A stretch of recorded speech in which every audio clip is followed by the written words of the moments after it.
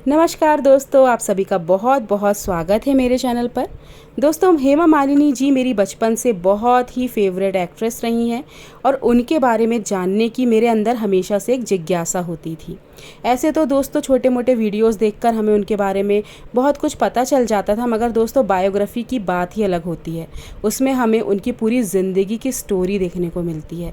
इसलिए मैंने ले ली है हेमा मालिनी जी की बायोग्राफी, जिसका नाम है हेमा मालिनी एक अनकही कहानी।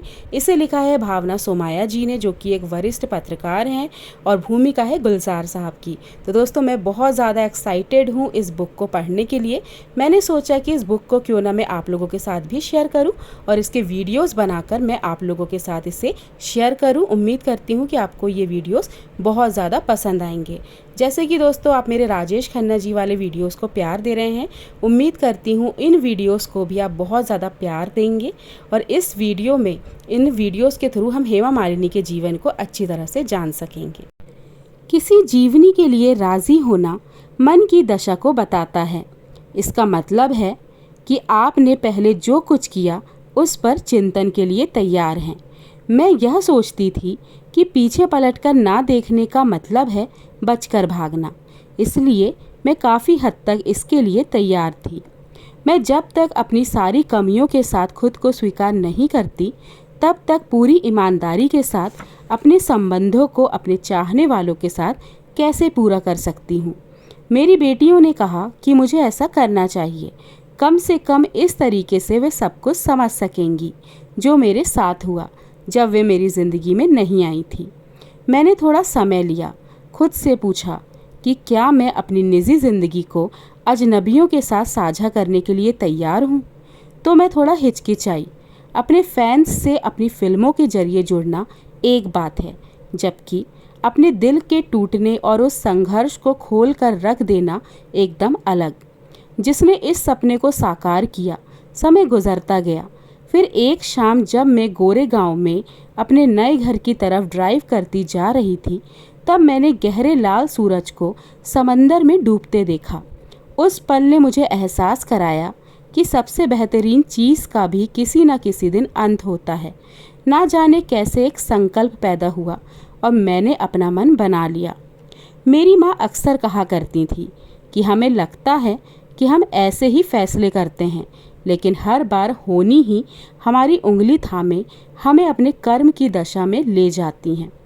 मैंने अपने जीवन और करियर में जो कुछ हासिल किया, वह सब एक महिला की लगन और समर्पण के बिना संभव नहीं था, और यह महिला थी मेरी माँ। मेरी ज़िंदगी में आने वाले हर मोड़ का संकेत, चाहे वह रुपहले पर्दे पर हो या फिर स्टेज पर, उन्हीं से मिलता था। इस किताब के जरिए मैंने अपने जीवन को अलग रंग से देखा है, अलग अलग दौर से पर्दा उठाने का अंतिम फैसला किया। उससे पहले मुझे उनकी इजाज़त लेनी थी। हमेशा की तरह उन्होंने अपनी खरी खरी बातों से मुझे चौंका दिया। तुम्हें तो यह बहुत पहले कर देना चाहिए था, और तुम्हें लोगों की प्रतिक्रिया से डरने की ज़रूरत नहीं, क्योंकि तुम इसे अपने तरीके से कर सकती हो, जैसा तुमने हमेशा किया। मुझे लगता है मैंने वही किया है। अपने दिल से कहा, यह तुम्हारे लिए है अम्मा। दोस्तों, यह शब्द थे स्वयं हेमा मालिनी जी के। अब हम जानते हैं कि इस बुक की जो राइटर हैं भावना सोमाया जी, उनका क्या कहना है। उनका मत जानेंगे, फिर हम परत दर परत जानेंगे हेमा मालिनी की बायोग्राफी के बारे में, उनके जीवन के बारे में। 1970 के दशक के आखिर में मैंने जब फिल्म पत्रकार के तौर पर अपने करियर की शुरुआत की थी, तब हेमा मालिनी हिंदी फिल्मों पर राज करने वाली मलिका थीं। ड्रीम गर्ल के नाम से मशहूर हेमा कैमरे पर जब जब अपनी जादुई मुस्कान को बिखेरती, तब तब फिल्म देखने वाले सब कुछ भूल जाते थे। फ्रेम में उनके आते ही उनकी मृगनयनी जैसी आंखें और चिर परिचित आवाज़ पर्दे पर जान डाल देती थी। उनके फैंस के लिए वह एक ऐसी आदर्श महिला थी जिसे हर कोई अपनी मां के सामने बहू बनाकर ले जाना चाहता था। स्क्रीन के अलावा फिल्म स्टूडियो और सार्वजनिक कार्यक्रमों में हेमा अपनी दमदार मौजूदगी दर्ज कराती थी। लाव लश्कर के साथ चलने वाली हेमा के चेहरे पर एक सख्त हाव भाव रहता था, और शायद ही कभी वह किसी को देखकर मुस्कुराती थी, जैसे कोई नियम हो। वह आसानी से किसी से मिलती नहीं थी और उनमें फिल्मकार और पत्रकार भी शामिल थे और आश्चर्यजनक रूप से दोनों का ही काम उनके बिना नहीं चलता था। फिल्मकारों का इस वजह से, क्योंकि फिल्मी दुनिया में हेमा सबसे ज़्यादा बिकने वाली स्टार थी, और पत्रकारों के लिए इस कारण क्योंकि वह उस दशक की सबसे विवादित स्टार थी। एक उभरती पत्रकार के लिए जिसका शो बिजनेस से नाता जुड़ ही रहा था, हेमा मालिनी एक डरा देने वाला अनुभव थी। मुझे इस एक्ट्रेस के साथ की पहली मुलाकात बड़ी अच्छी तरह से याद है। उनकी नई फिल्म हम तेरे आशिक हैं की शूटिंग अंधेरी स्टूडियो में चल रही थी और मुझे इस पर स्टोरी करने की जिम्मेदारी सौंपी गई थी। मुझे निर्देश मिले थे कि उस महीने की कवर स्टोरी के लिए मुझे उनका एक बयान लेकर आना है। मुझे उस नौकरी में कुछ ही महीने हुए थे और काम पूरा किए बिना ऑफिस लौटने की बात सोचकर भी मैं कांप रही थी। मैं किसी तरह हेमा का ध्यान खींचने में कामयाब रही। जब वह सेट से बाहर आ रही थी, मैं उनकी कार के किनारे खड़ी थी। उन्होंने खामोशी से मेरे सवाल को सुना और फिर मुझे ऐसी कठोर दृष्टि से देखा कि मुझे लकवा मार गया। बहुत बाद में उन्होंने मेरे संपादक को बताया कि मेरे सवाल का उन्होंने जवाब नहीं दिया क्योंकि मैंने उनसे उस वक्त बात करने की कोशिश की जब वह चल रही थी और उनके मुताबिक वह बैड मैनर था। मैंने तय कर लिया था कि मैं हेमा मालिनी से दूर ही रहूंगी, लेकिन काम की मजबूरी के चलते समय समय पर हमारे रास्ते टकराते रहे और थोड़ी देर के लिए ही सही मेरा हेमा से आमना सामना होता रहा और ना जाने क्यों हर बार शत्रुतापूर्ण प्रतिक्रियाएं मिलती रहीं। कुछ एक मिसाल दूं तो गुलजार की फिल्म देवदास की सेट पर जो रिलीज़ नहीं हुई, हेमा इस वजह से मुझसे चिढ़ गई क्योंकि जब वह अपनी आंखों में ग्लिसरीन डाल रही थी तब मैं उन्हें घूर रही थी।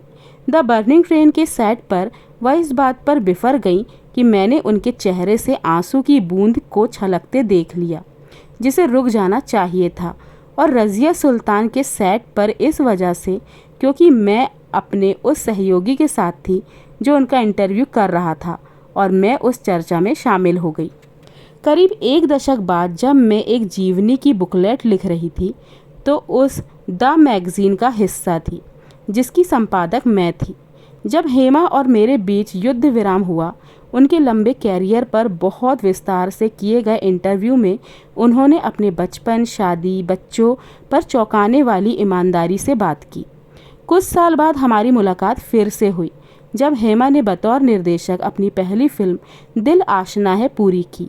वह थकी थकी लग रही थी, लेकिन इतना महत्व मिलने के कारण एक उत्साह भी था। उन्होंने भोलेपन से कहा, अपनी पहली फिल्म बना लेने का मुझ में रोमांच है, लेकिन मुझे उम्मीद है कि दूसरे डायरेक्टर इसके बाद भी मुझे एक्टिंग का काम देने से हिचकिचाएंगे नहीं। जीवन के हर मोड़ पर हेमा में निखार आ रहा था। उनकी जानकारी बढ़ रही थी और वह संपूर्ण होती जा रही थी। साल 2000 की सर्दियों में जब उन्होंने तिरुवनंतपुरम के केरल फिल्म फेस्टिवल में मेरी पहली किताब टेक 25 रिलीज़ की, तब ऊपर लिखी बातों को मेरी पिछली किताब सलाम बॉलीवुड में पढ़ने का जिक्र किया और हम बीती बातें लेकर दिल खोलकर हंसे। केरल के खूबसूरत माहौल में वह गर्म दोपहर थी और दो स्त्रियों के साथ ही दो पेशेवरों के तौर पर हमारी नज़दीकियां बढ़ गई। एक साल बाद वह अपनी नृत्य नाटिका द्रौपदी की तैयारी कर रही थी। उन्होंने मुझे उसके प्रीमियर वादन के लिए बुलाया था और उन्हें जिस प्रकार दिखाया गया था उसकी जटिलताओं पर अपने अखबार में एक विचारोत्तेजक कॉलम लिखा। एक दिन सुबह सुबह उन्होंने उस लेख पर धन्यवाद देने के लिए मुझे फ़ोन किया और यह भी कहा कि क्या डांसर के रूप में उनके जीवन सफ़र को बताते हुए एक किताब लिखने पर मैं विचार कर सकती हूँ। आज हर कोई मुझे सिर्फ एक फिल्म स्टार के रूप में याद करता है, लेकिन अपने डांस के बिना हेमा मालिनी की बात पूरी नहीं हो सकती। मैं 6 साल की उम्र से ही डांस कर रही हूँ और आज भी याद है कि मैंने कब किसी नई अदावू डांस स्टेप को सीखा था। डांस मेरा सबसे पुराना और सबसे भरोसेमंद साथी है। मैं नहीं चाहती कि जब तक मैं फिल्मी दुनिया को अपने सारे त्याग के बारे में बता ना दूं, तब तक मेरी सारी स्मृतियां बिखर जाएं। कलाकार होने के नाते हम अपने फैंस के ऋणी हैं। हम जब तक अपनी कठिनाइयों को नहीं बताएंगे, तब तक वे अपने जीवन में वैसी ही चुनौतियां का सामना करने के लिए प्रेरित कैसे होंगे।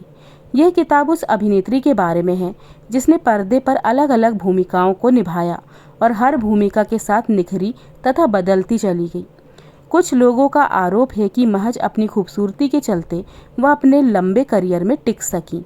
दूसरों ने स्क्रीन पर उनकी तड़क भड़क वाली मौजूदगी को उनकी सफलता का राज बताया, लेकिन सभी इस बात पर सहमत थे कि वह बेहद समर्पित, अनुशासित और बेहिसाब किस्मत वाली हैं। यह उस कलाकार के बारे में है जिसके लिए डांस सिर्फ एक जुनून नहीं, जीने का तरीका है।